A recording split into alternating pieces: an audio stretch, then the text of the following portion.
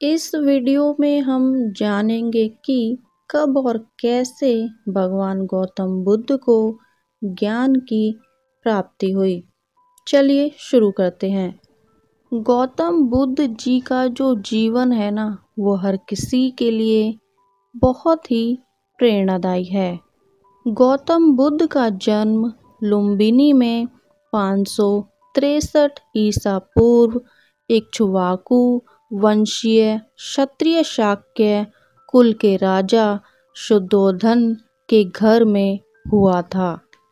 उनकी माँ का नाम महामाया था, जो कि कोलीय वंश से थीं, जिनका इनके जन्म के 7 दिन बाद निधन हुआ। उनका पालन महारानी की छोटी सगी बहन महाप्रजापति गौतमी ने किया। बचपन में उनको राजकुमार सिद्धार्थ के नाम से जाना जाता था। बौद्ध ग्रंथों के अनुसार गौतम बुद्ध के जन्म से 12 वर्ष पहले ही एक महर्षि ने ये भविष्यवाणी की थी कि ये बच्चा या तो एक सार्वभौमिक सम्राट या एक महान ऋषि बनेगा। गौतम बुद्ध के बचपन का जीवन बहुत ही ऐश्वर्य में बीता।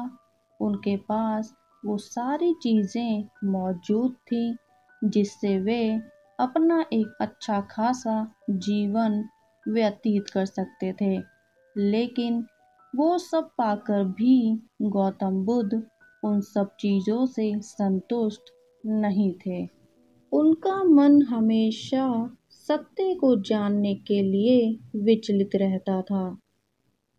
29 वर्ष की आयु में सिद्धार्थ विवाहोपरोक्त एकमात्र प्रथम नवजात शिशु राहुल और धर्मपत्नी यशोधरा को त्याग कर संसार को जन्म मरण दुखों से मुक्ति दिलाने के मार्ग में एवं सत्य दिव्य ज्ञान की खोज में रात्रि में राजपाट का मोह त्याग कर वन की ओर चले गए। गौतम बुद्ध को 35 वर्ष की आयु में ज्ञान की प्राप्ति हुई। आइए अब हम जानते हैं राजकुमार सिद्धार्थ के महात्मा बुद्ध बनने तक के सफर के बारे में। बुद्ध का वास्तविक नाम सिद्धार्थ गौतम था। शाक्य वंश के राजा शुद्धोधन सिद्धार्थ के पिता थे। सिद्धार्थ के जन्म से पूर्व हुई भविष्यवाणी से परेशान होकर उनके पिता ने उन्हें तपस्वी बनने से रोकने के लिए राजमहल की परिधि में ही रखा। गौतम राजसी विलासिता में पले बढ़े।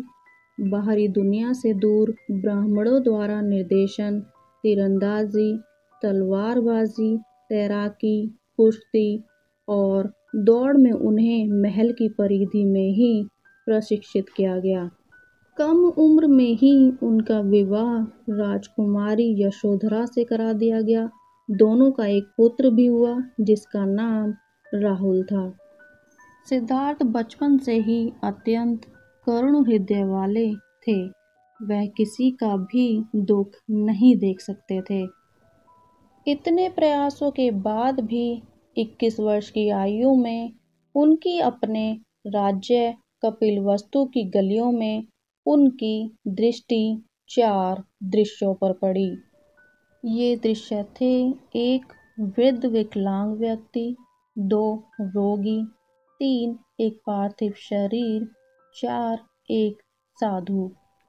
इन सभी 4 दृश्यों को देखकर सिद्धार्थ समझ गए थे कि सबका जन्म होता है, सबका बुढ़ापा आता है और सबको बीमारी भी होती है और एक दिन सबकी मृत्यु भी होती है। इससे व्यथित होकर उन्होंने अपना धनवान जीवन, अपना राजपाट और अपनी पत्नी व पुत्र का त्याग करते हुए एक साधु का जीवन अपना लिया और जन्म, मृत्यु, बुढ़ापा, दर्द, बीमारी से जुड़े सवालों की खोज में निकल गए। ज्ञान की प्राप्ति। सिद्धार्थ ने अपने प्रश्नों के उत्तर ढूंढने शुरू किए। समुचित ध्यान लगाने के बाद भी उन्हें इन प्रश्नों के उत्तर नहीं मिले। उन्होंने तपस्या भी की, लेकिन फिर भी अपने उन प्रश्नों के उत्तर नहीं ढूंढ पाए। इसके बाद कुछ और साथियों के साथ अधिक कठोर तपस्या प्रारंभ की। ऐसा करते हुए 6 वर्ष बीत गए। भूख से व्याकुल, मृत्यु के निकट पहुंचकर बिना प्रश्नों के उत्तर पाए वह कुछ और करने के बारे में सोच विचार करने लगे। फिर एक गांव में भोजन की तलाश में निकल गए। वहां थोड़ा सा भोजन ग्रहण किया। इसके बाद वह कठोर तपस्या छोड़कर एक पीपल के पेड़, जो कि अब बोधि वृक्ष के नाम से जाना जाता है, के नीचे प्रतिज्ञा करके बैठ गए कि वह सत्य जाने बिना उठेंगे नहीं। सिद्धार्थ सारी रात उस पीपल के पेड़ के नीचे बैठे रहे और माना जाता है कि यही वह क्षण था जब सुबह के समय उन्हें पूर्ण ज्ञान की प्राप्ति हुई थी। उनकी अविद्या नष्ट हो गई और उन्हें निर्वाण यानी कि बोधि प्राप्त हुई और वे 35 वर्ष की आयु में बुद्ध बन गए। प्रारंभ में तो वह अपने बोधि के बारे में दूसरों को ज्ञान नहीं देना चाहते थे। बुद्ध का मानना था कि अधिकांश लोगों को समझना बहुत मुश्किल होगा। मान्यता है कि बुद्ध को स्वयं ब्रह्मा जी ने अपने ज्ञान को लोगों तक पहुंचाने का आग्रह किया था। फिर वह इस पर सहमत हो गए। इस तरह उन्होंने अपना धर्मोपदेश उत्तर प्रदेश के वाराणसी के पास सारनाथ में अपने पहले मित्रों को दिया था। बुद्ध धर्म के प्रचार से भिक्षुओं की संख्या बढ़ने लगी। बड़े बड़े राजा महाराजा भी उनके शिष्य बनने लगे। बुद्ध ने शिक्षा दी कि यह जो जीवन है कष्टों और दुखों से भरा हुआ है और ऐसा हमारी इच्छाओं और लालसाओं के कारण होता है जो हमेशा पूरी नहीं हो सकती। कभी कभी हम जो चाहते हैं वह प्राप्त कर लेने के बाद भी कभी संतुष्ट नहीं होते, बल्कि और अधिक और ज़्यादा पाने की इच्छा करने लगते हैं। बौद्ध ने इस लिप्सा को तृष्णा कहा है। बुद्ध ने शिक्षा दी कि आत्मसंयम अपनाकर हम लोग ऐसी लालसा से मुक्ति पा सकते हैं। बुद्ध ने लोगों को दयालु होने और मनुष्य के साथ साथ जानवरों के जीवन को भी आदर करने की शिक्षा दी। गौतम बुद्ध मानते थे कि हमारे कर्मों के जो परिणाम हैं, चाहे वो अच्छे हों या बुरे, हमारे वर्तमान जीवन के साथ साथ हमारे भविष्य के जीवन को भी प्रभावित करते हैं।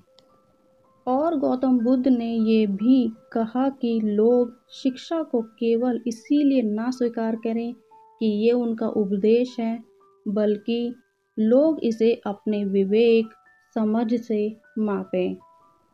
भगवान बुद्ध ने बहुजन हिताय लोक कल्याण के लिए अपने धर्म का देश विदेश में प्रचार करने के लिए भिक्षुओं को इधर उधर भेजा। सम्राट अशोक ने भी विदेशों में बौद्ध धर्म के प्रचार में अपनी अहम भूमिका निभाई। मौर्य काल तक आते आते भारत से निकलकर बौद्ध धर्म चीन, Japan, Burma, Sri Lanka, Thailand, Korea, Mongolia, Hind चीन आदि में फैल चुका था।